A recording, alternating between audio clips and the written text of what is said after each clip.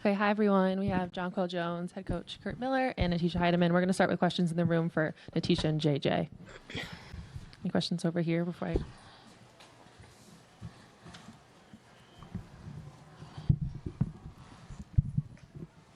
This is for either of you guys, but Candace Parker has obviously been performing at the top of her game on both sides of the ball throughout this series. Just kind of what about her is a challenge for you guys, and how do you think that you can shut that down in future games going back to Connecticut? I mean, she's playing great. She is playing great, like you said. We just got to continue to play defense on her, make her take tough shots, try to pick her up as early as possible in transition. And like Kurt has been saying the entire series, just, try to make it messy and, just get everybody uncomfortable, not just her. Making it messy obviously was a huge emphasis in both of these games. What do you think was different in terms of that from last game to this game? Again, for either of you. I would just say they were getting everything that they wanted. We didn't come out, with the same energy, it felt like, and we just stagnant a little bit. So we got to watch the film, see what we can improve, and just come back better next game. Right, Alexa? Either of you can answer this, but what sorts of adjustments did you see Chicago make offensively to better deal with your defensive pressure? And, through the first three quarters, they had scored more than they scored in the entirety of game one. I mean, I think their movement was better. Just cutting off the ball, making sure that, we were always locked in defensively. So I think that was one of the changes that they made. I think for us, defense is such a big part of what we do, us being able to get stops and run out in transition. And I think we can count the number of times where we were able to get 3 stops, which is something that we kind of use as a mark for the level of defense that we're playing in the game. And so I think that allowed them to settle into the game a little bit better too. And it kind of took away one of our big emphasis for the game, which is to get transition points and, get out. So I think that was the biggest difference. Any other questions in the room before we go on Zoom? Okay, Rafiq, go ahead. Yeah, the team had about 12 turnovers. This is a question for John Quill Jones. What are you guys looking to do in order to take care of the ball a little bit more to prevent these bad starts? Yeah, like you said, we got to take care of the ball. Just make an emphasis on being strong with it, whether we're in the post. For me and a lot of the other post players, the double teams are coming, so being ready for that. But ultimately, just being better. Appreciate the insight. Good luck. All right, any other questions for the players before we move over to Coach? All right, thank you both. Thanks. We'll start with an opening statement from Coach. I shared with the team after the game that obviously with 2 really talented teams, ultimately it comes down to who imposes their will with the style of play. And I thought we imposed our will and got the game messy in game 1. Today, I thought they did a really nice job of getting the game the style of play that they're very successful at. Free-flowing, back cutting, a lot of cutting. It's pretty when they get it going, and we need it messy. So I thought they imposed their will to get to the style that they know that they can be successful at. We did not make it messy enough. I never believe, because we're defensive oriented, that one side of the ball affects the other, but you could feel some of the frustration that we were missing wide open shots against their aggressiveness and rotation. 12 turnovers would be right near the league lead in fewest turnovers per game. It wasn't necessarily the turnovers, but we just couldn't make them pay for their aggressiveness, making some open shots or making difficult shots. And so we would miss a shot in something that looked wide open, a 2 or a 3, and then they go down and make a 2 or 3. You just feel that's a 4 or 5 or even a 6-point swing when you miss a wide open 3 and then they make a difficult shot. So they got the game the way they needed it tonight. We're all back to the drawing boards. It's now a 3-game series with 2 games in Connecticut. So we feel good about where we're at. Just disappointed that we couldn't make it a little messier. All right, we're going to start with Alexa. Kurt, since you actually were able to coach Candace way back when, I'm just curious from your perspective, what impresses you the most about what she's able to do at this point of her career in these moments, like games like even game one, but also today as well? Yeah, and understand that this is not a statement of she wasn't in LA, but what an indoctrination for me getting into the league and having to get to coach Candace Parker my first year in the league. But her fitness and strength and the intangibles that she's added late in her career is impressive. Again, it's not to talk about 15, she wasn't, but she is really fit and plays with a really high motor and is physical. And again, she doesn't take plays off anymore.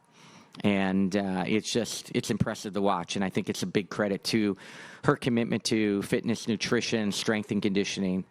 She looks great. How you doing, Coach? So last game, you guys were able to keep the Sky away from the restricted area in the paint, specifically getting shots up in the paint. Today it was the opposite of that. Could you kind of speak to what you gauged from your ball containment and off ball, just kind of staying attention, being up the line and things of that nature? Yeah, I said all along that this is going to be a series of points in the paint. And while, the stat sheet will tell you we ended up with more, we kept them 17 points under their points in the paint average in game one, 17. Tonight they got to their average. They got to those low 40 numbers, which is so crucial to them because then you supplement their talented shooting and they're going to make threes. But they're so heavy driven points in the paint. And tonight that success came through extra passes. It came through their cutting. It came through their constant movement. And again, they imposed their will and their style. They got the game stylistic the way that they play and they like.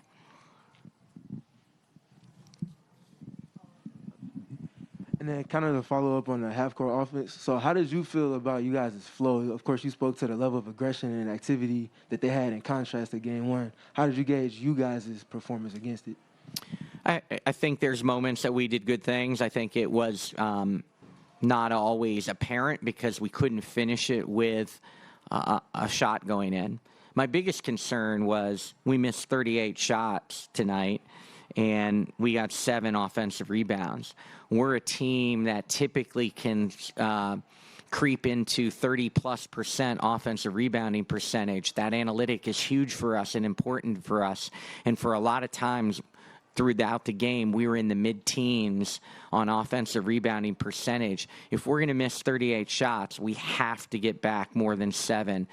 Another, underrated factor in the game was, so you're going to miss some shots, but we did not get enough back tonight. Hey, Coach. Dwana Bonner had 15 points in the first game, and she finished tonight with 2 points and 0 for 6 shooting from the field. What did you see of this defense from the Sky that was different in game one that is different in game two? Yeah, interesting enough, Dwana got, her shots that she did get, most of the time were very makeable and very open. So she'll be the first to tell you that she can make some of those. She was the recipient of some extra passes to be the second receiver of a pass out of a trap or an aggressive hedge by Chicago. And we just couldn't knock them down. Now, because of their disruption, we didn't get her the amount of shot attempts or the opportunity to get the shot attempts. But again, she'll be the first to tell you she was the recipient of a lot of extra passes that led to open shots and that she would normally make. We're going to go to Zoom now. We'll start with Maggie.